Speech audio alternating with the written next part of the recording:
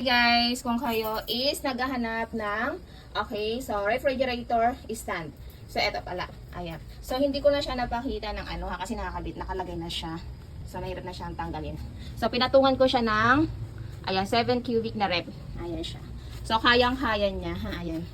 So kayang-kaya niya ang 7 cubic na refrigerator.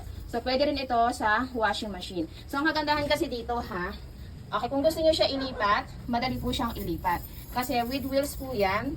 Okay, so pwede rin i-adjust yung pinaka-height niyan. Adjustable yung height niyan. And then yung length. Depende po sa sizes ng inyong refrigerator or washing machine. So guys, meron tayo dyan choices. Itong aking check out is 4 wheels, and 8 feet po siya. So meron tayo dyan choices na 4 feet plus 4 wheels, 8 feet and 4 wheels. So meron tayo dyan choices. Again, itong aking check out is 8 feet plus 4 wheels. About sa quality heavy duty, makapal. Stainless steel yan. Yung pinaka-stainless steel natin, yan po yung adjustable yung pinaka-length niyan. Ang guys is non-slip po yan Kasi rubber yung sa pinaka-black niyan, ayan. So hindi yan madulas. So ayan siya.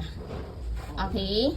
Again, heavy duty siya mga sisiko Ang kagandahan dyan, sa malilinisan yung pinaka-ilalim din ng inyong pinaka-refrigerator. Ayan. Ayan mga sisiko kung naghahanap po kayo ng refrigerator stand or washing stand. So ayan. So ang link po is nasa screen ng ating video, yung merong image ng affiliate. Link nyo lamang po yan para ma-direct po kayo sa Shopee. Thank you so much.